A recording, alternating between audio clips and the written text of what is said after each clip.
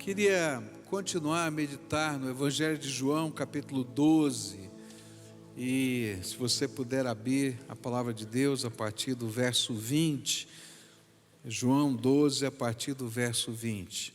Nós começamos a estudar esse texto a semana passada e versículos 20 a 22 nos disseram: entre os que tinham ido adorar a Deus na festa da Páscoa, estavam alguns gregos, e eles se aproximaram de Filipe, que era de Betsaida da Galileia, com um pedido: Senhor, queremos ver Jesus. E Filipe foi dizê-lo a André, e os dois juntos o disseram a Jesus. E através desse pedido, Jesus dá uma resposta muito estranha, né? A gente começou a olhar a semana passada, que na verdade era uma crítica, dizendo: olha, não adianta só ver, não é? Você tem que se envolver de várias maneiras. E aí, através dessa resposta, Jesus vai ensinando algumas lições. A primeira lição que nós aprendemos a semana passada foi a lição da semente. Olha, não adianta só ver, você tem que se entregar, tem que se dar completamente para Jesus. E essa lição estava nos versículos 23, 24 e 25, onde Jesus disse: chegou a hora de ser glorificado o Filho do Homem. Digo-lhes verdadeiramente que se o grão de trigo não cair na terra e não morrer, continuará ele só, mas se morrer, dará muito fruto. Aquele que ama a sua vida perderá, ao passo que aquele que odeia a sua vida neste mundo a conservará para a vida eterna. E Jesus disse: olha, não adianta só ver, é preciso se entregar, se dar, assim como uma semente se dá integralmente para que possa dar fruto. E aí a gente aprendeu a segunda lição que Jesus ensinou, que vai aparecer no verso 26, que é a lição do serviço, não é?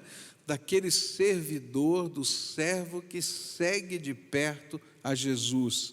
E ele disse: quem me serve precisa seguir-me, e onde estou, o meu servo também estará, e aquele que me serve, meu Pai o honrará.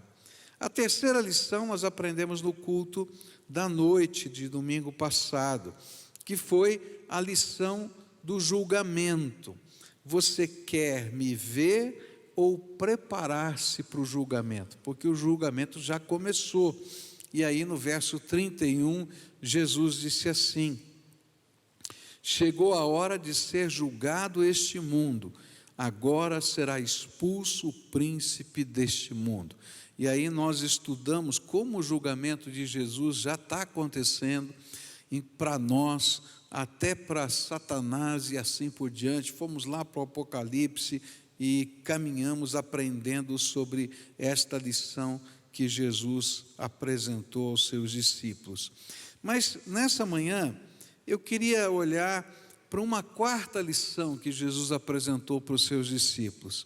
E ela aparece nos versículos 27, 28, 29 e 30 do nosso texto. E diz assim a palavra do Senhor: agora meu coração está perturbado, e o que direi? Pai, salva-me desta hora? Não, eu vim exatamente para isto, para esta hora. Pai, glorifica o teu nome. E então veio uma voz dos céus: eu já o glorifiquei e o glorificarei novamente. A multidão que ali estava e a ouviu, disse que tinha trovejado. Outros disseram que um anjo lhe tinha falado. E Jesus disse: esta voz veio por causa de vocês e não por minha causa. A lição que Jesus vai ensinar nesses versículos é: olha, não adianta apenas querer me ver, é preciso desejar glorificar ao Pai, assim como eu desejo glorificar ao Pai. Vamos orar ao Senhor? Pai querido, nesta hora, quando vamos meditar na Tua Palavra, e logo em seguida vamos celebrar a ceia do Senhor, esse memorial instituído pelo Teu Filho, para que nós possamos entender como Ele glorificou o Pai e como nós podemos glorificar ao Senhor. Que o Teu Espírito aplique a palavra aqui contida, Senhor, nas Escrituras, aos nossos corações. E que o Senhor revele a Tua glória diante de nós. E outra vez, Senhor, o nosso coração possa ser movido na Tua direção. É aquilo que oramos no precioso nome de Jesus. Amém e amém. A quarta lição é ainda mais profunda. Você quer me ver ou você quer glorificar o Pai? E é interessante porque ele não estava falando de apenas uma regra, um desafio, uma admoestação para os seus discípulos.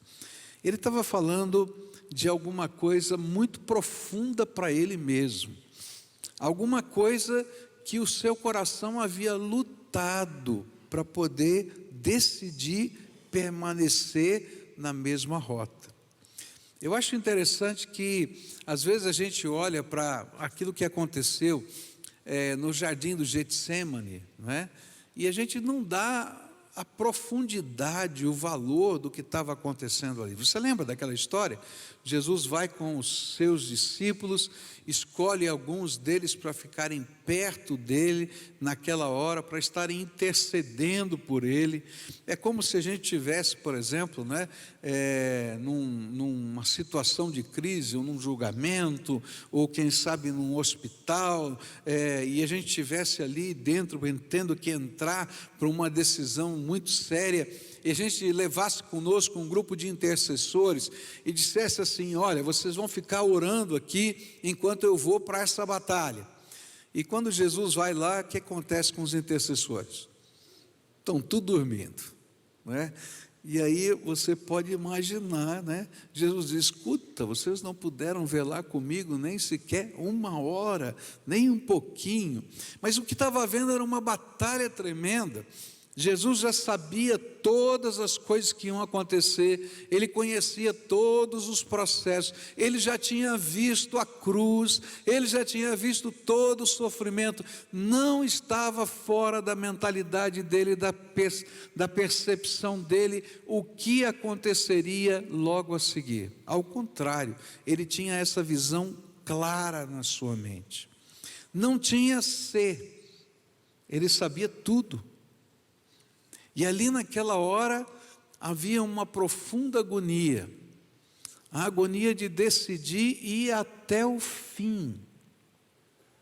E ali no Getsemane ele vai fazer uma oração, talvez a mais difícil de todo o ministério de Jesus: que não seja feita a minha vontade, mas a tua, Senhor. É disso aqui que Jesus está falando para os seus discípulos, quando ele diz que o seu coração estava perturbado. Quando a gente olha para a cronologia dos fatos, essa aqui foi a última aparição pública de Jesus antes da crucificação. Ele já sabia tudo o que ia acontecer. E ele então está dizendo assim: olha, o meu coração está perturbado.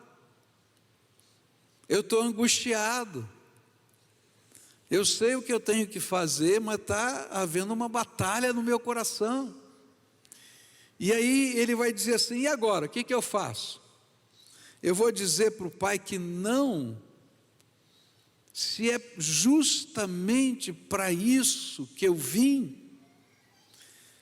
Porque Jesus sabia que a única maneira em que ele poderia dar glória ao Pai era tomar o nosso lugar na cruz do Calvário. Não tinha outra maneira, naquele momento, dele dar glória ao Pai, a não ser dizendo: vamos cumprir aquele plano que o Pai, o Filho e o Espírito Santo, e que era um segredo de todo o universo, de todos os seres criados, que ninguém conhecia qual era o segredo, a não ser os três.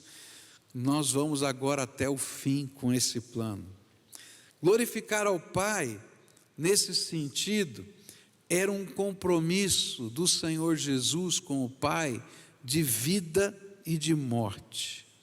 E à medida em que o tempo se aproximava, o seu coração estava perturbado. E outra vez ele mesmo precisou confirmar a sua decisão junto ao Pai. E a hora que ele disse: Pai, glorifica o teu nome, ele estava dizendo: Senhor, eu vim aqui para isso, pode glorificar. E aí veio aquela voz do céu: eu já tenho glorificado e glorificarei, vamos até o fim. Mas o que Jesus queria nos ensinar quando ele contou essas coisas, quando aquela voz apareceu, quando a palavra do Senhor sobre glorificação estava sendo ensinada e vivida pelo Senhor Jesus? É que para ser para a glória de Deus, a minha vida e a sua vida, para ser para a glória de Deus, é preciso que a gente assuma um compromisso com Jesus até o fim, até a morte, sem volta.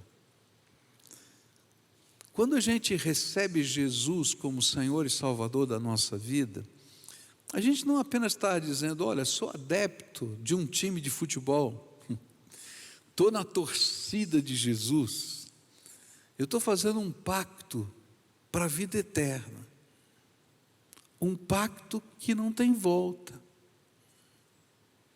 E se de fato eu deixo portas abertas para poder sair desse pacto, a Bíblia diz é porque nunca de fato eu fiz esse pacto. Porque quando eu decido glorificar a Deus, colocando a minha vida no altar dele, é algo que tem que ser para a vida toda, sem volta. Há uma história muito interessante que é contada,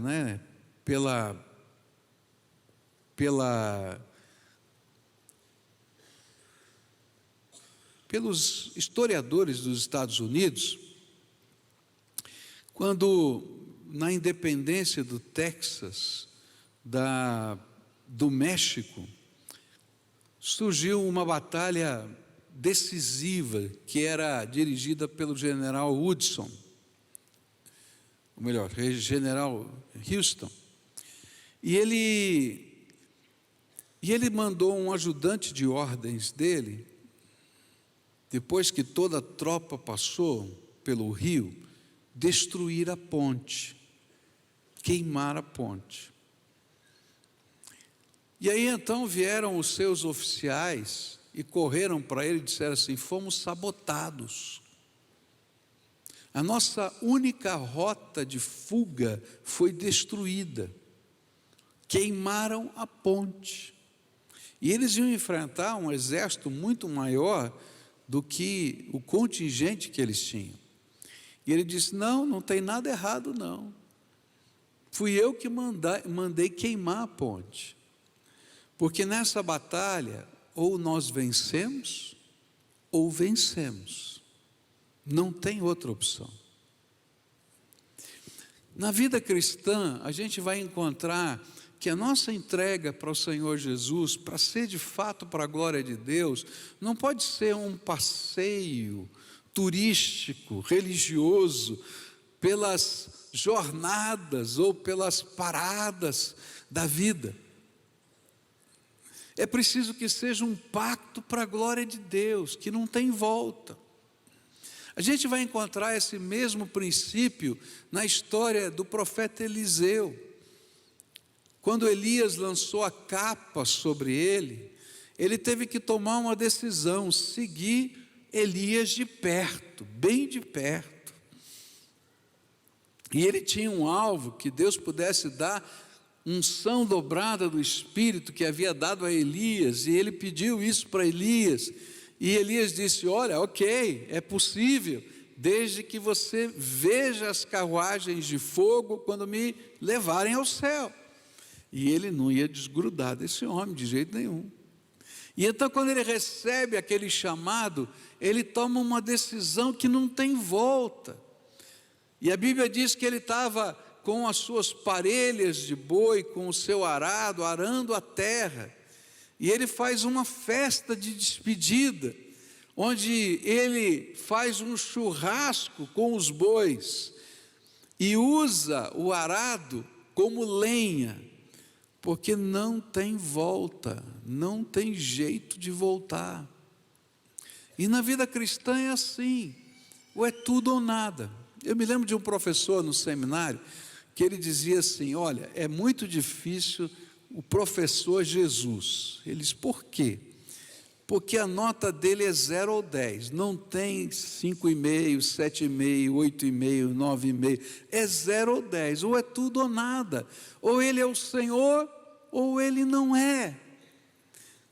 Ou a gente está disposto a fazer a vontade de Deus na nossa vida, ou a gente está fugindo dela, não tem outro caminho. Não tem um caminho paralelo, não tem um caminho alternativo. E era isso que Jesus estava tentando dizer: não adianta só ver, é preciso que você seja para a glória de Deus, que você queime as pontes. E quando eu olho para esse desafio do céu, eu fico pensando, quantas vezes a gente quer construir algumas pequenas pontes? O Senhor coloca para a gente um desafio de fé e a gente fica pensando em segurança. Quando Ele diz assim, olha, você tem que dar passos de fé. Não, mas se a gente pudesse ter aqui uma saída alternativa, um plano B. Ele diz, olha filho, não tem, eu sou o plano A, o plano B, o C, o D, confia em mim. Você é capaz de confiar em mim. E chega momentos na nossa vida que Deus, que Jesus, que o nosso Senhor, que o Espírito Santo nos coloca em confronto conosco mesmo para decidir se de fato queremos fazer a vontade de Deus. Você quer ser para mim a glória? Você está disposto a andar comigo? Você está disposto a me colocar em primeiro lugar na tua vida? Você está disposto a confiar que eu sou o Senhor e que eu tenho o melhor para a tua vida? Mesmo quando o melhor que lhe parece diante dos olhos tem cara de cruz, como tinha cara de cruz para Jesus? Às vezes na minha vida Deus me convida a queimar uma ponte nova. Eu não sei na tua vida, mas estou falando da minha. Eu sou técnico em querer construir pontes, para deixar uma rota de fuga mais fácil. Eu não sei se só eu acho que você também. Eu acho que faz parte da nossa natureza humana, a gente tem o plano B, C, D, E, F, G. Eu tenho que confessar isso para você.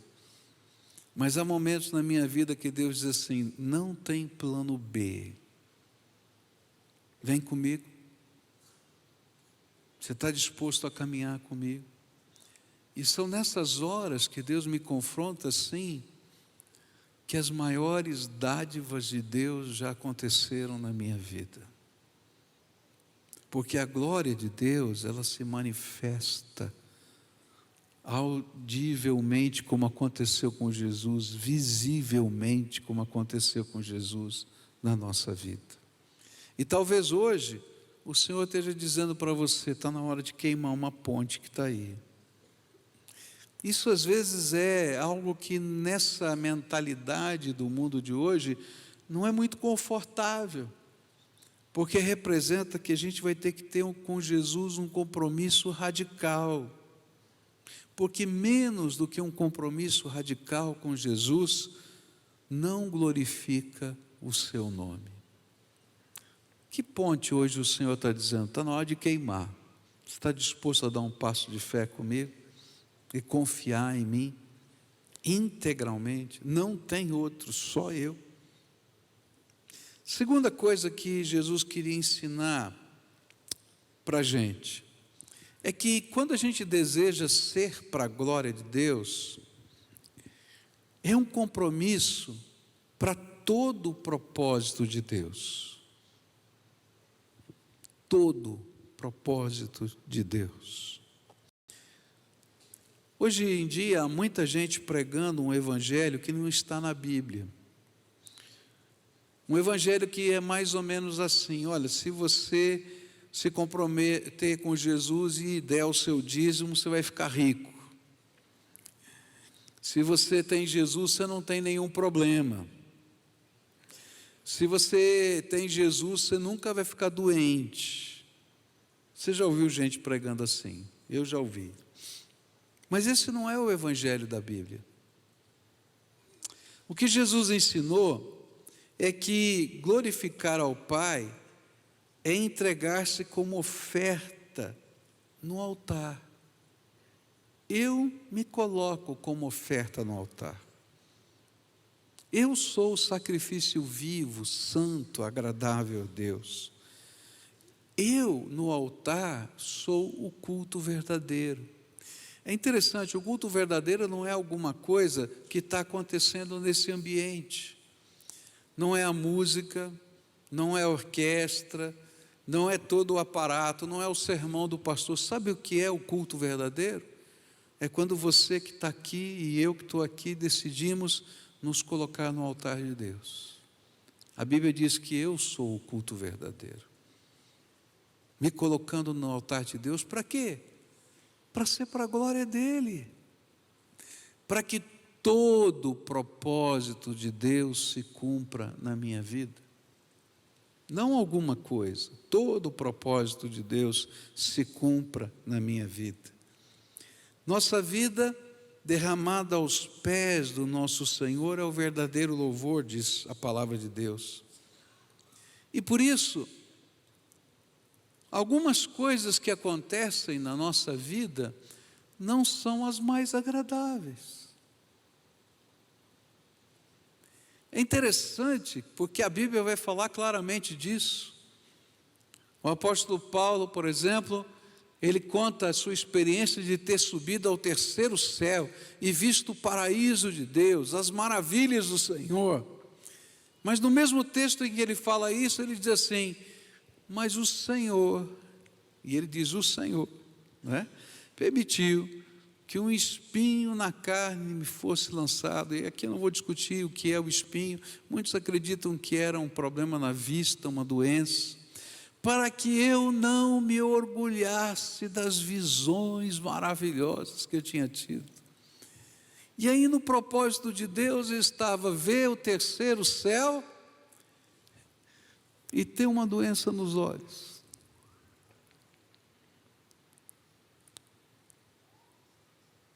Mas se eu sou para a glória de Deus, eu vou ouvir aquilo que Paulo falou.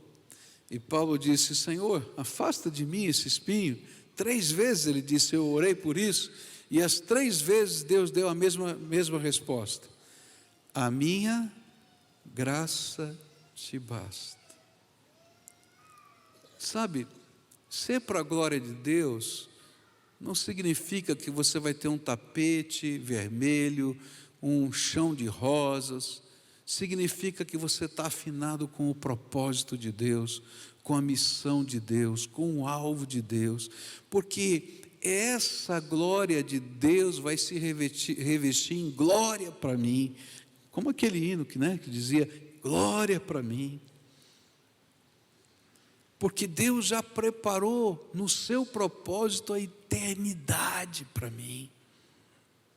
E aí o apóstolo Pedro vai dizer para a gente, não é? O que dá para comparar essa leve, momentânea tribulação a tudo quanto o Senhor já preparou na sua glória para mim? Ser para a glória de Deus não é entender todos os fatos, nem compreender todos os planos, porque há coisas que são seladas por Deus. Eu acho interessante quando Daniel recebe toda aquela visão, e ele então começa a questionar, porque ele tinha lá um anjo do lado dele, que era para explicar a visão, e ele diz: olha, não entendi isso, não entendi aquilo. E aí o anjo vai dizer assim: Daniel, pode selar o livro, porque essas coisas não são para você entender.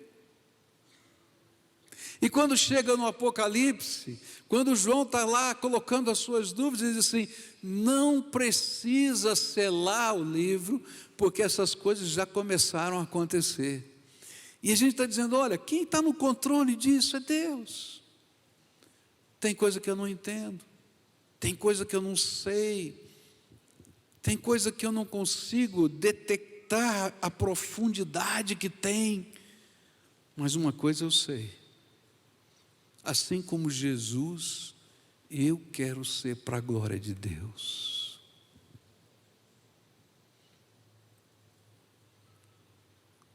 A gente não consegue entender algumas coisas, por exemplo, como a gente acabou de orar agora, para uma família que estava ansiosamente aguardando um bebê nascer, 5 meses, e aquela senhora perde o bebê no meio da gravidez. Como pastor, quantas vezes a gente vai enfrentar situações assim, e as pessoas perguntam: por que, pastor? Você tem a resposta? Eu não tenho. Ou quando alguém está doente, e chega para a gente e diz assim: olha, eu não sou uma pessoa ruim, eu sempre tentei fazer as coisas certas, por que eu estou doente desse jeito? Você tem resposta? Eu também não tenho. Eu também não tenho. A única coisa que eu tenho é uma certeza. A certeza de que Deus tem todas as coisas encadeadas num santo propósito para mim, que às vezes eu não sou capaz de entender, nem compreender, nem explicar, mas eu confio nele, porque Ele já deu tantas provas da sua graça e do seu amor, que Ele é digno da minha fé e da minha confiança.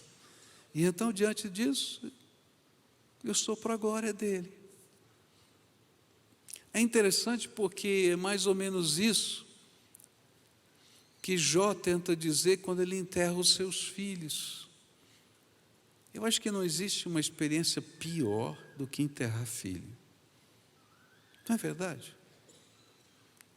E de repente ele vai dizer: o Senhor o deu, o Senhor o tomou, bendito seja o nome do Senhor.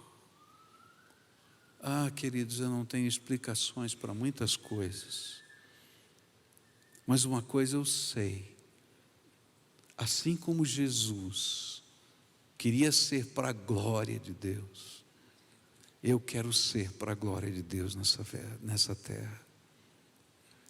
E um dia eu vou ter as explicações.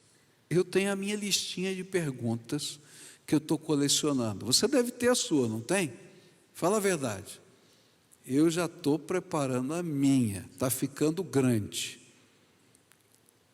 Mas eu tenho tantas marcas na minha vida, da bondade dEle, do amor dEle, da graça dEle, que eu não posso negar, que mesmo no meio dos conflitos da minha alma, vale a pena continuar andando na glória de Deus. Terceira e última coisa que eu queria deixar com você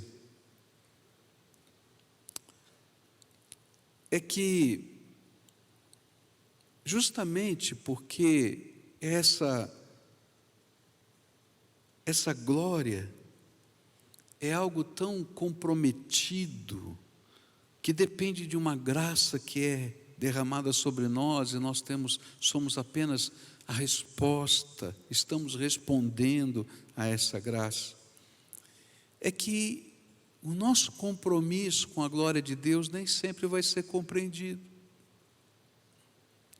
E o pior é que nem sempre ele vai ser compreendido, mesmo quando sinais dos céus ocorrem. E olha só o contraste desse texto. Jesus explica essas coisas e acontece algo extraordinário. extraordinário.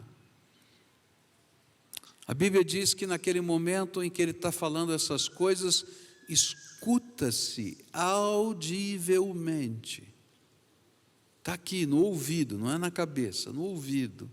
Uma voz do céu, tá? Que responde à oração. Eu já glorifiquei e glorificarei. E a Bíblia diz que todos que estavam perto de Jesus ouviram. Não foi algo que apenas alguns ouviram, todos ouviram. Agora, a interpretação dessa voz que eles ouviram foi diferente. Os que eram capazes de crer, disseram, é voz de anjos, que estão respondendo à oração que ele fez. Mas os céticos que estavam do lado dele disseram, não, isso não é voz de anjo nada, isso foi um trovão. Trovão, barulho, alguma coisa diferente que a gente não é capaz de discernir. É que o pior de tudo é que os sinais foram dados para que eles desejassem ser também para a glória de Deus. Por isso que o sinal aconteceu. Jesus disse, olha, essa palavra não veio do céu por minha causa, mas veio por sua causa, por causa de vocês, para que vocês possam crer também que vale a pena ser para a glória de Deus. Mas aqui acontece uma coisa tão comum nos dias de hoje, no passado também. Quem não quer crer, negará até os milagres de Deus. Porque muitos que estavam ali, estavam lá só para ver, e não para glorificar a Deus. Quantas vezes eu já vi pessoas assim, fala a verdade, né? Você ouve as histórias, e eu também. As pessoas, famílias passam por verdadeiros milagres, intervenções de Deus. Vários deles creem no milagre de Deus, mas tem um ou dois que dizem, não, não é bem assim, isso já é fanatismo.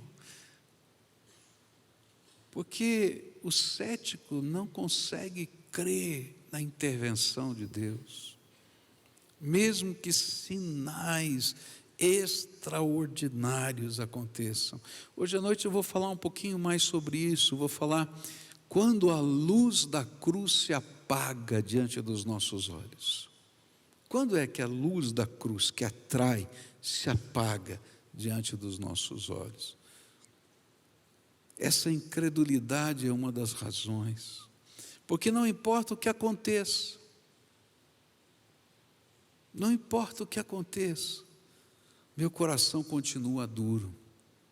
Então, eu quero dizer para você, se você quer servir a Deus e glorificar a Deus com a sua vida, alguns vão aplaudir se estiverem no mesmo caminho que você. Mas pode ter certeza que você vai ter muita gente criticando você, por se entregar a Jesus de corpo e alma, e por desejar servir a Jesus com interesse de coração. O aplauso é do céu. Se você está procurando o aplauso da terra, eu quero dizer para você que você vai se frustrar. E eu vou falar baixinho. Às vezes, a crítica que mais dói não virá do mundo, virá entre o povo de Deus. Entre o povo de Deus. E a gente vai dizer, como é que pode? Queridos, porque nesse lugar, Satanás está trabalhando. Se Satanás foi capaz de soprar no ouvido de Pedro E Pedro começou a criticar Jesus, daquilo que ele estava pregando, a ponto de Jesus olhar para Pedro, o apóstolo Pedro, dizer: arreda-te de mim, Satanás. Pode ter certeza que eu, você também estamos sofrendo o sofro do inimigo. E algumas vezes a nossa boca vai ser santa e as nossas atitudes serão santas, mas em algumas vezes, sem querer e sem perceber, seremos usados pelo inimigo. Mas não importa, o que importa é que eu deseje ser sem rota de fuga para a glória de Deus, e é isso que faz sentido na nossa vida. Alguns vão ouvir a voz do céu e vão se alegrar comigo, alguns vão dizer que é só trovão. Eu estou pouco ligando, porque o que me importa é aquilo que o Senhor pensa de mim. E se você ler lá o 2º livro de Coríntios, Paulo vai dizer exatamente isso: quem me julga é o Senhor, e eu estou debaixo desse julgamento de Deus. Isso é que vale, o resto não vale. A gente vai celebrar agora esse memorial, e o que está aqui foi instituído pelo Senhor Jesus para ensinar que vale a pena ser para a glória de Deus. Essa história não termina no capítulo 12 do Evangelho de João. Dali em diante começam as narrativas da última semana do Senhor Jesus. E é interessante perceber que aqueles últimos dias do Senhor Jesus, dias que ele decidiu ficar com os seus discípulos e prepará-los, ele confirmou até o fim que ele veio para glorificar o Pai. E ele glorificou o Pai quando tomou o meu lugar e o seu lugar na cruz, para que todo aquele que nele crê não pereça, mas tenha vida eterna. E quando nós comemos do pão e bebermos desse cálice daqui a pouco, o Senhor vai estar fazendo um desafio para mim e para você que cremos no Senhor. Está na hora de queimar pontes. Está na hora de não prestar atenção nas vozes daqueles que não querem crer. Está na hora de firmar outra vez o nosso pacto de vida e fé e dizer: tu és o meu Senhor e eu sou para a tua glória.